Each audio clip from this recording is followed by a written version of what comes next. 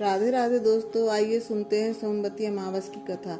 एक गरीब ब्राह्मण के परिवार में उसकी एक पत्नी और एक पुत्री थी। ब्राह्मण का परिवार बहुत खुशी के साथ अपना जीवन यापन कर रहा था।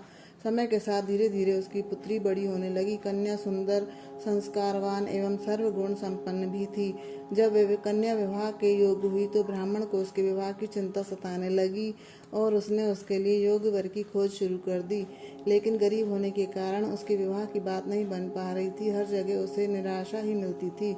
एक दिन ब्राह्मण के घर एक साधु पधारे जो कि कन्या के स्वभाव से काफी प्रसन्न हुए। उन्होंने कन्या को लंबी आयु का आशीर्वाद दिया और ब्राह्मण के पूछने पर विवाह न होने के बारे में बताया कि कन्या के हाथ में विवाह की रेखा नहीं है।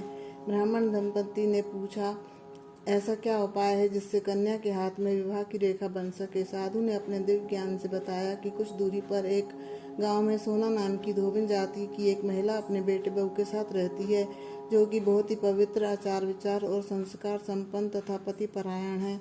यदि ये कन्या उसकी सेवा करे और वह महिला इस कन्या की मांग में अपनी मांग का सिंदूर लगा दे और इसके बाद इस कन्या का विवाह हो तो इस कन्या को भावी जीवन बहुत ही सुखप्रद रहेगा। साधु ने यह भी बताया कि वह महिला कहीं आती जाती नहीं है। साधु की बात सुनकर ब्राह्मणी ने अपनी बेटी से धोबिन की सेवा करने की बात कही। यह जानकर वे कन्या धोबिन की सेवा करने के लिए तैयार हो गई। कन्या रोज सुबह जल्दी उठकर सोना धोबिन के घर जाकर साफ सफाई और अन्य काम करने लगी। सारे काम करके वह अपने घर वापस आ जाती।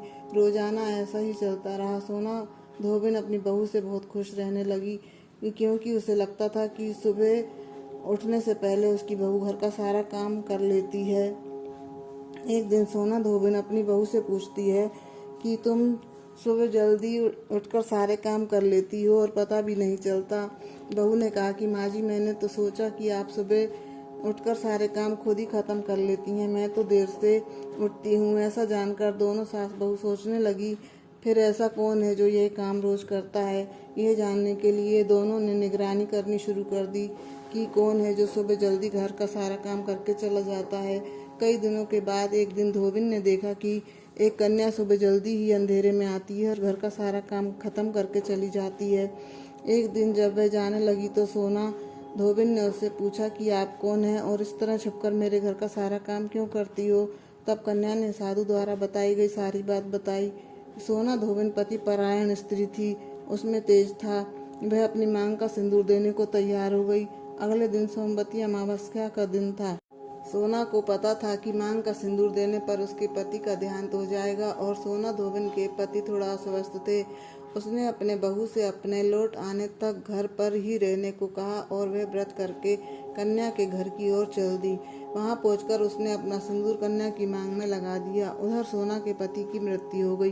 वह घर से निराजल ही निकली थी, यह सोचकर कि रास्ते में कहीं पीपल का पेड़ मिलेगा तो उसकी परिक्रमा करके ही जल ग्रहण करेगी।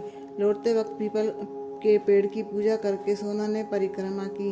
ब्राह्मण के घर मिले हुए पूरे पकवान की जगह उसने ईंट के टुकड़ों से 108 बार भंवरी देकर 108 बार पीपल के पेड़ की परिक्रमा की और उसके बाद जल ग्रहण किया। जब वह अपने घर लौटी तो देखा कि उसका पति जीवित है। उसने ईश्वर को धन्यवाद दिया। तब से मान्यता है कि यह व्रत करने से पति को लंबी उम्र मिलती है।